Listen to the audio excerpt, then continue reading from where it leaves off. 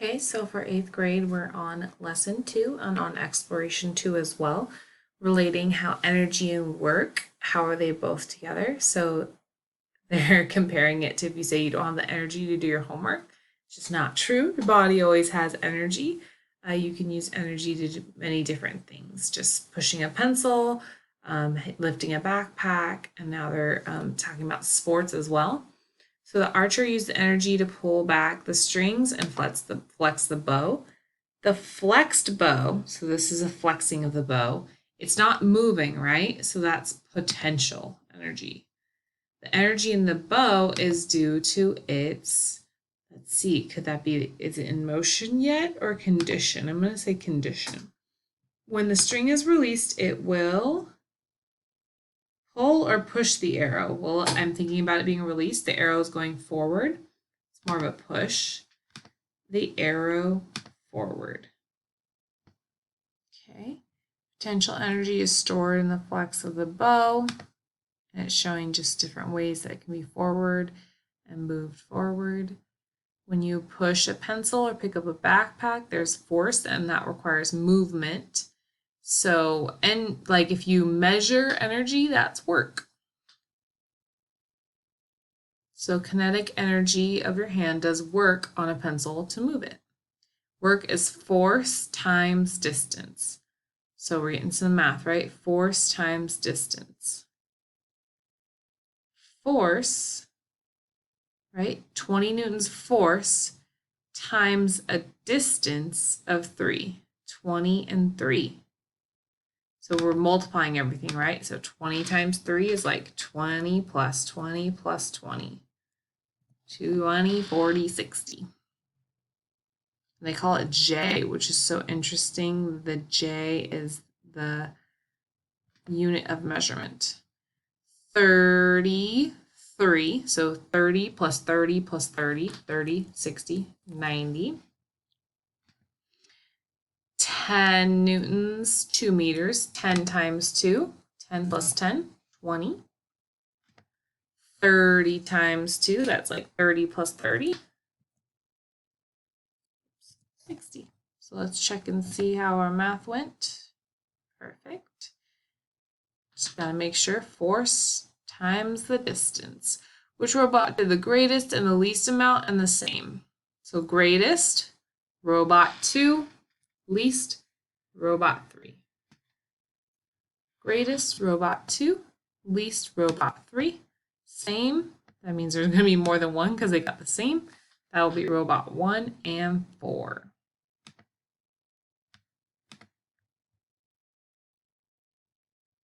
Oh, it says well done, so okay, that means we got it correct. All the energy and work is related. So whenever the object is moving, it's doing work, like a baseball hitting a bat. Baseball bat hitting a ball. The arrow is moving forward. What happens if the arrow does work on the target? Does the target move forward? Does the target move backward? Does the arrow move? So what do we know about when the work is happening on the target? The target doesn't move forwards or sideways. The arrow's not going to move backwards, so I guess the arrow will stop moving. Oh, the target will move forward. So I guess it depends on what you think of as forward. Forward direction to me meant going back, but they're saying forward direction like it'll keep going this way. So that's correct. C. Potential energy and work. An object doesn't have to be moving to do work, right? Potential energy means it's just standing there. It's ready, like a stretched rubber band. You know it's stretched, right? So if you let it go, it's already, it's going to go back to potential energy, but if it's stretched, it was already doing work. Rock at the edge of the cliff already has the potential to do work. Cars roll downhill and gain speed. You have to set up hay bales to stop cars and drivers. Okay, what will happen if the car hits the hay bale? Let's think about that. The car will do work and push the bale forward. Well, that's what we just learned from the last one with the arrow, so I would say yes. The energy will transfer to the hay bale. I would say that also is true because all that energy goes out of the car stops and goes into the hay bale. I don't know if the potential energy goes back. I don't think so. Hay bale will do work on the car and stop the motion. So A and B, it's going to do work on the hay bale and push it forward. Kinetic energy will transfer to the hay bale. How would you change the design of the barricade if heavier cars were used? So this car is going to get a lot heavier. So what has to happen to the hay bale? If the car gets heavier, I would want the hay bale to be heavier. Let's see how we spell hay bale. There we go. Heavier. This means I would want 2 hay bales instead of just 1. That way the kinetic energy will still have a place to go and the car will still stop. If not, all the energy doesn't go into the hay bales and the car will keep going because the work and the energy are not fully transferred to the hay. So I'm using all this language I just learned, right? The car gets heavier. I want the hay bale to be heavier because and that would mean like I'd want 2 hay bales instead of just 1. This way the kinetic energy still has a place to go so that the car will still stop. And many of us have seen this. It's like if you hit something and it's not very big, the car can keep going. Like some people will hit if you hit like a small chipmunk or something, your car keeps going even though you hit it. If you're hitting something like a straight wall, it's going to stop you. All right, exploration 3. Imagine visiting a zoo and seeing all these animals. Every animal has kinetic and potential, but it differs.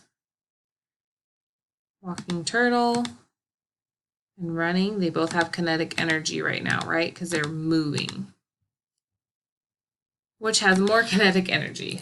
Okay, so I would think that the cheetah has more kinetic energy because it can move a lot faster than a turtle.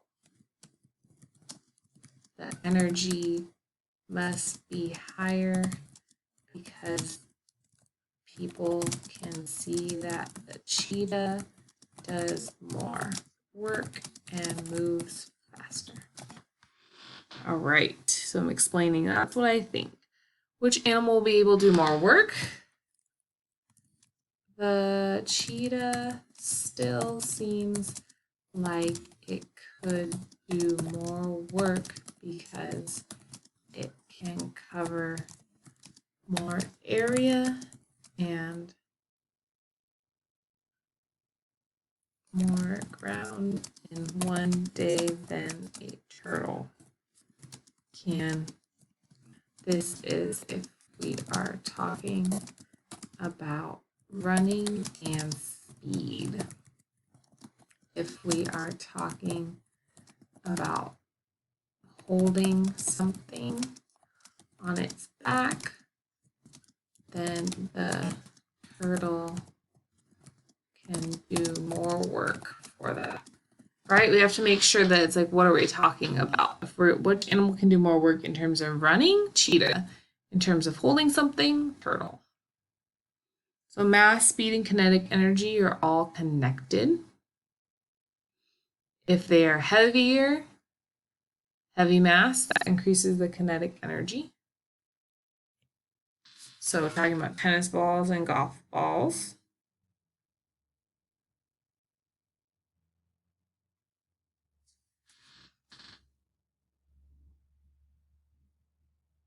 So there's graphing and identify. Select the graph that most resembles the kinetic energy. So it doubles here, it doubles here, it doubles, it doubles.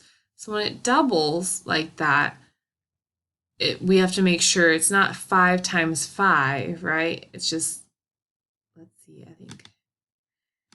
So what we learned in 7th grade, which you might have forgotten, it's been a long time ago, was that if it is proportional, like it doubles every single time, it creates a straight line.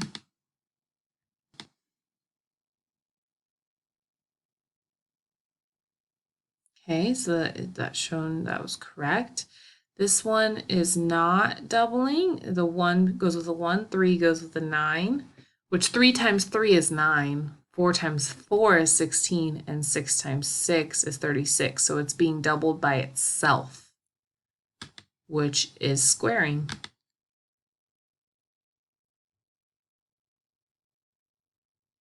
Okay, so kinetic energy and mass. This is kinetic energy and speed. This is kinetic energy. I wish they didn't do it like that, but this is kinetic energy and mass. So we'll say they have a proportional relationship. Kinetic energy have a proportional relationship, which means it goes up by the same amount every time and starts at the origin. Okay, an example is that if the mass, let's see, so the speed, I'm going back up. If the mass is 1, the energy is 2. So if the mass is 10, the energy is 20 because it will always double. Okay. This one will always square. The kinetic energy will always be squared. Okay, let's look at the relationship that they give us. It goes speed to kinetic energy. So instead of saying that, I'll say the speed will always be squared to find the kinetic energy. That means the number gets multiplied by itself. For example, if the speed is 10, then 10 times 10 is 100, and 100 is the kinetic energy. Okay, so we got to remember that relationship, right? Equation, they say you take the energy, cut it in half, times mv. So we have to remember that what is m and v. So mass and v is velocity. So we're learning what that means, right? So whenever they say find the kinetic energy, we're going to say 1/2 times mv squared. 1/2 times mv squared. 1/2 times mv squared.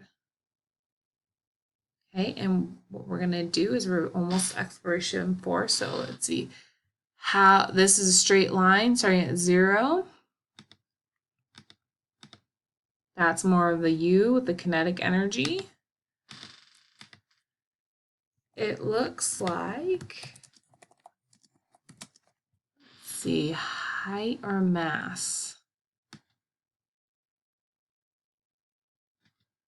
Looks like mass.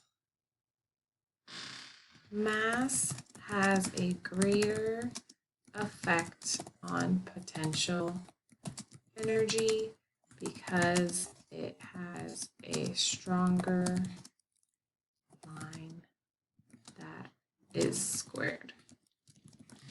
All right, so looking at that, we're going to move on to exploration 4 with a new video.